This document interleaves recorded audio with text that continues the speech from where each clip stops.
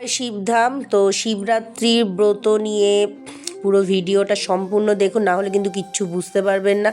কারণ অনেকে রিকোয়েস্ট করেছিল শিবরাত্রি কিভাবে পালন করবেন, কোন বিধিতে করবেন। তো সেটা যদি জানতে চান সম্পূর্ণ দেখুন, সময় নিয়ে দেখুন, না হলে কিন্তু সম্পূর্ণ আপনাদেরই ভুলভাল হয়ে যাবে। তো সঠিকভাবে জানুন। আরও কিছু বিষয় মাঝখানে বলবো। মহাশিবরাত্রি পূজাবিধি। শিবকে বলা হয় আশুতোষ, অর্থাৎ আশু বা খুব তাড়াতাড়ি অল্পতেই তুষ্ট হন যিনি। ফলে সব পুরাণ মতে তাকে তুষ্ট করার জন্য পঞ্চাক্ষর বীজমন্ত্র নমঃ শিবায় যথেষ্ট। নিষ্ঠা ভক্তি সহকারে পুজো করবেন এবং শিবায় ওম নমঃ শিবায় উচ্চারণ করেই শিব পূজার যাবতীয় বিধি। কিন্তু মহাশিবরাত্রির পূজা অন্য দিনের শিব পূজার চেয়ে একটা দিক থেকে আলাদা। এটি ব্রত, অর্থাৎ এটি বিশেষ পূজার দিন। যে কোনো ব্রত পালনে কিছু বিশেষ নিয়ম থাকে। মহাশিবরাত্রিরও কিন্তু বিশেষ নিয়ম রয়েছে। যেহেতু সারা বছরব্যাপী শিব পূজার মধ্যে এটি সর্বশ্রেষ্ঠ, তাই এই ব্রত পালন শুরু হয় মহাশিবরাত্রির আগের দিন থেকে, শেষ হয় পরের দিন। অতএব এই ব্রত পালনের জন্য তৈরি হওয়া যাক আজ থেকেই, অর্থাৎ আগের দিন থেকে। ফাল্গুন মাসের কৃষ্ণপক্ষের চতুর্দশী তিথি শিবপুরাণ মতে মহাশিবরাত্রি, তাই ত্রয়োদশী তিথি অর্থাৎ আগের দিন থেকে প্রস্তুত থাকতে হবে কিন্তু, ঠিক আছে, পূজার জন্য। শিবপুরাণ মতে মহাশিবরাত্রি ব্রত পালন বিধি অনুসারী ত্রয়োদশীতে একবেলা নিরামিষ আহার খেয়ে থাকতে হয়, যাতে চতুর্দশী উদরে আহারের কণামাত্র না থাকে। মহাশিবরাত্রির দিন একেবারে সকালে ঘুম থেকে উঠতে হবে এবং যে নিয়ম রয়েছে স্নান করে নিতে হবে। কালো তিল ভেজা জলে স্নান করা বিধেয়। শিবপুরাণ মতে শরীর শুদ্ধ হবে স্নান শেষ হয়ে গেলে। এই দেখো, স্নান শেষ হয়ে গেলে সংকল্পের পালা। কেননা এই পূজা ব্রত পালন করতে নিজেকে সংযত রেখে মনে মনে সংকল্প করে এবং শুদ্ধ মনে শুদ্ধ শরীরে কিন্তু এই পূজা উপবাস করতে হয়। সংকল্প হয়ে গেলে নমঃ শিবায় বীজমন্ত্র প্রণাম জানান শিবকে, তার আশীর্বাদ কামনা করুন এবং সংকল্প রক্ষা করুন।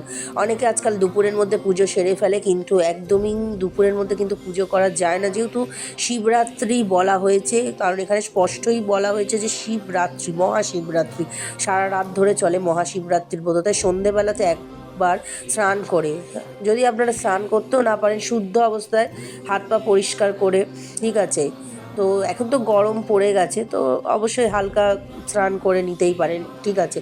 তারপরে শুদ্ধ বস্ত্র পরে আপনারা পুজোটা করবেন। শুদ্ধভাবে পূজার জোগাড় করুন। হাতের কাছে গুছিয়ে রাখুন জল, দুধ, দই, ঘি, মধু, ফুল, বেলপাতা, গোলাপ জল, চন্দন বাটা, কুমকুম, সিঁদুর, ধূপ, ঘিয়ের প্রদীপ, 5টি ঘিয়ের প্রদীপ অবশ্যই জ্বালাবেন, যেটা অখণ্ড যোগ আমরা করি ওটাই। 5টি ফল এবং 5 রকম মিষ্টি।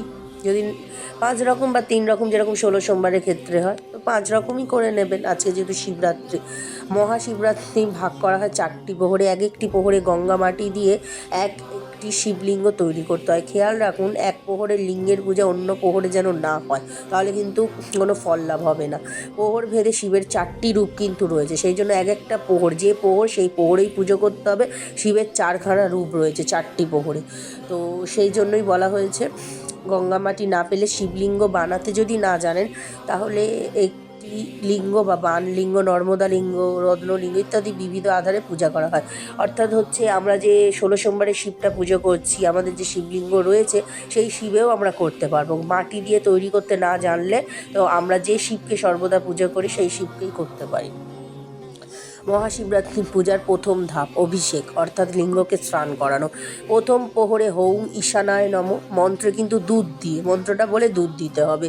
আবার যে দ্বিতীয় প্রহর হবে সেখানে অঘোরায়, এই দেখো হৌং হৌং অঘোরায় নম মন্ত্রে দই দিয়ে। তৃতীয় প্রহরে হৌং বাম দেবায় নম মন্ত্রে ঘি দিয়ে। চতুর্থ প্রহরে হৌং সদ্য জাতায় নম মন্ত্রে মধু দিয়ে স্নান করিয়ে পূজা করতে হবে। মানে 4টে প্রহরে দুধ দই, 4 প্রহরেই কিন্তু ঘি মধু, এইভাবে পরপর এক একটা প্রহরে এক একটা সামগ্রী দিয়ে বিধি করতে হবে, ঠিক আছে, একসাথে না। তারপরে বলা হয়েছে এই সময় প্রার্থনা করা হয়, হে শিব তোমাকে নমস্কার, তুমি সৌভাগ্য, আরোগ্য, বিদ্যা, অর্থ, স্বর্গ, অপবর্গ দিয়ে থাকো, তাই এগুলো তোমার কাছে প্রার্থনা করি। হে গৌরীপতি তুমি আমাদের ধর্মজ্ঞান, সৌভাগ্য, কাম, সন্তান, আয়ু, অপবর্গ দাও। অভিষেকের পরে শিবলিঙ্গে 4 প্রহরে 4টি অর্ঘ্য দেওয়ার নিয়ম, ঠিক আছে। তারপর ফুল সাজিয়ে দিন শিবলিঙ্গ। অভিষেকের পরে শিবলিঙ্গে 4 প্রহরে 4টি অর্ঘ্য দেবেন। তারপর ফুল সাজিয়ে দিন শিবলিঙ্গ। ফুল এবং মালা দেওয়ার সময় উচ্চারণ করুন নমঃ শিবায়। তারপর চন্দন বাটার প্রলেপ দিন শিবলিঙ্গে। দেখুন ভালো করে বুঝুন বিষয়টা, এই যে বলে দিয়েছে 4টে প্রহরের যে বিধিটা, ঠিক আছে, 4টে প্রহরে 4টি অর্ঘ্য দেওয়ার নিয়ম। 4টি অর্ঘ্য কি সেটা আমি আলাদা শর্টস করে একবার গুরুদেবের থেকে জিজ্ঞেস করে আমি বলে দেবো, চিন্তা নেই। তারপর ফুল সাজিয়ে দিন, ফুল সাজিয়ে দিতে হবে শিবলিঙ্গের মধ্যে। ফুল এবং মালা দেওয়ার পর উচ্চারণ করতে হবে নমঃ শিবায়। তারপরে চন্দন বাটার প্রলেপ শিবলিঙ্গে দিতে হবে। চন্দনের পরে কুমকুম সিঁদুরের আলেপন, চন্দন দেওয়ার পরে কুমকুম ও সিঁদুরের আলেপন দেবে। এরপর ধূপ ঘিয়ের প্রদীপ নিয়ে নমঃ শিবায় মন্ত্রে আরতি করুন। ঠিক আছে, এইভাবে বাবাকে সাজিয়ে আরতি করবে। আরতির পর ফল মিষ্টি নিবেদন করুন শিবকে। সবার শেষে সম্ভব হলে পাঠ করুন শিবের অষ্টতর শতনাম। যারা পাঠ করতে পারছে না তারা অবশ্যই, বই যদি না থাকে তাহলে অবশ্যই মন্ত্রটা চালিয়ে দেবে অষ্টতর শতনাম, কারণ সবার কাছে তো বই থাকে না। প্রত্যেক প্রহরে এভাবে পূজা করুন শিবকে। উপবাস ভঙ্গ করুন পরের দিনে। খেয়াল রাখবেন মহাশিবরাত্রির পরের দিন সূর্যোদয়ের আগেই স্নান করে চতুর্দশী তিথি থাকতে উপবাস ভঙ্গ করতে হয়। কোনো ব্রাহ্মণের কাছে শিবরাত্রির ব্রতকথা শুনে তাকে দক্ষিণা দিয়ে উপবাস ভঙ্গ করুন। নমঃ শিবায়। এবার হচ্ছে বিধি অনুযায়ী পূজা। রাত্রির 4 প্রহরের 4 বার দুধ দই ঘি মধু দিয়ে শিব স্নানের কর্তব্য। প্রথম যে প্রহরটা এবার বলবো, সংকল্প। ওম নমঃ শিবায় ব্রতং করিষ্যে দৃঢ়ং মহাফল নির্বিঘ্নমস্তমে দেব তৎ প্রাদাজগৎ পথে। এইবার বিধিসম্মত পূজা করে নিচে দেওয়া হলো। ঠিক আছে, আসনে বসে রুদ্রাক্ষমালা ভস্ম ত্রিপুণ্ড ধারণ করে পঞ্চবিদ শুদ্ধি সূর্যাঘ্য গুরু ইষ্ট পঞ্চদেবতার পূজা করতে বিশেষ স্নান ও অর্ঘ্যমন্ত্রের রাত্রি 4 প্রহরের 4 প্রহরের যে বিধি সেটা ভালো করে শোনো। শিবরাত্রির তিথি পূজার সর্বোত্তম সময়কে বলা হয় নিশীথকাল পূজা, মানে রাতের বেলা, এবং এটি 15ই ফেব্রুয়ারি রাত 12টা 9 থেকে, মানে 15 তারিখে, অর্থাৎ আজকের যে 15 তারিখের রাত 12টা 9টা থেকে 12টা 59টা পর্যন্ত অনুষ্ঠিত হবে। 12টা 9 থেকে 12টা 59 অনুষ্ঠিত হবে।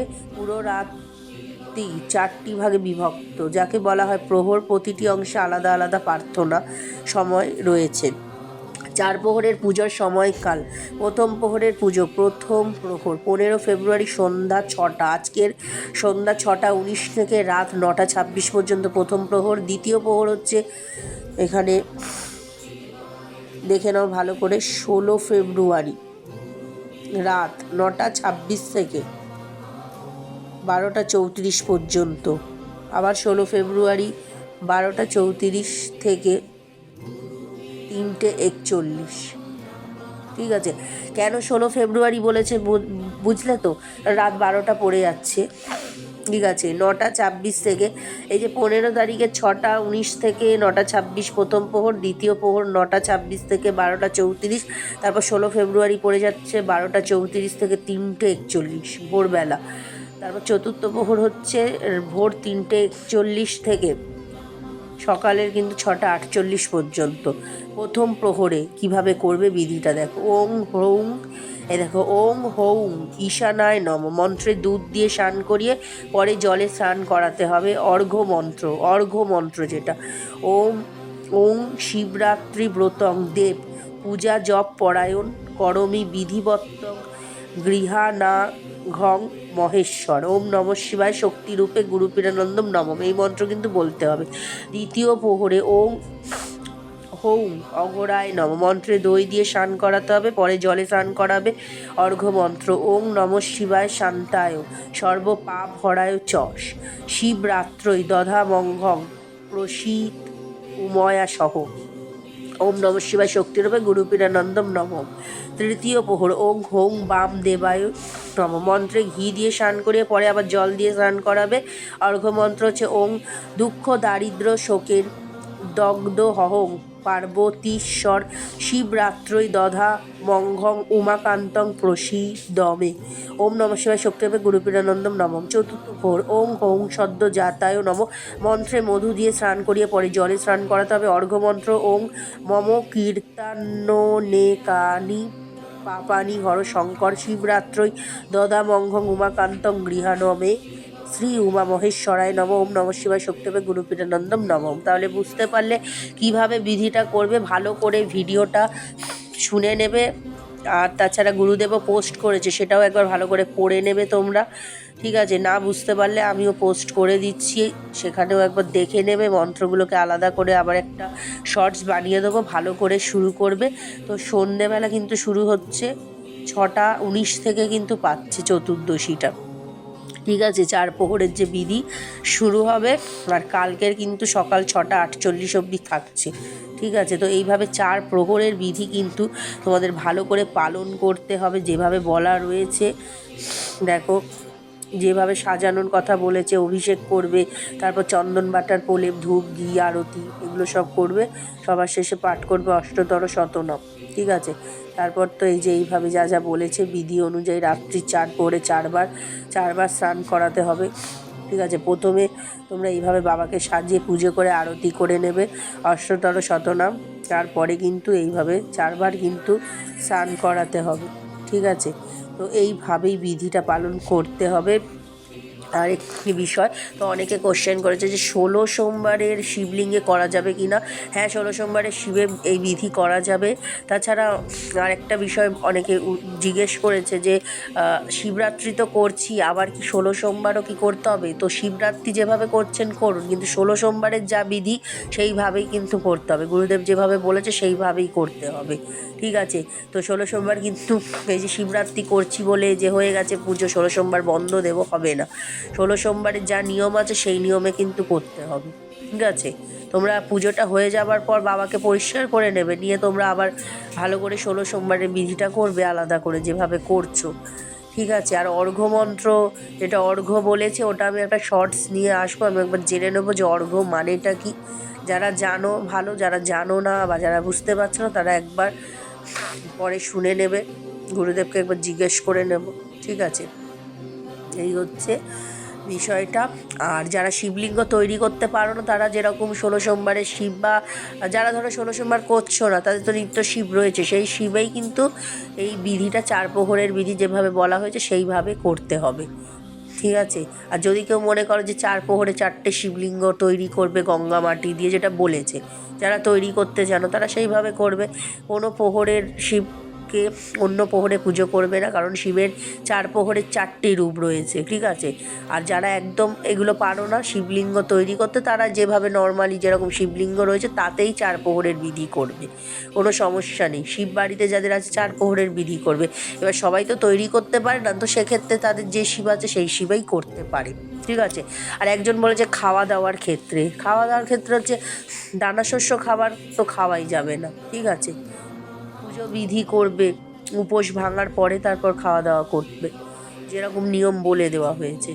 আর তাছাড়া 16 সোমবারের যা বিধি সেটা তো সোমবার করবেই, ঠিক আছে? তো আজকেরই শিব পুজো করা যাবে, আজকের থেকেই প্রহর শুরু হবে, ঠিক আছে? তো এখানেই শেষ করছি, কারণ এই বিষয়টা নিয়ে অনেকের কনফিউশন ছিল, তো বলে দিলাম। আপডেট দিতে দেরি হলো, কিন্তু প্রহর শুরুর আগেই আপডেট দিয়ে দিলাম। জয় শিবধাম। অবশ্যই এই ভিডিওটা বেশি বেশি করে শেয়ার করো, যাতে বাকিরা জানতে পারে। জয় শিবধাম, জয় গুরু পীরানন্দের জয়।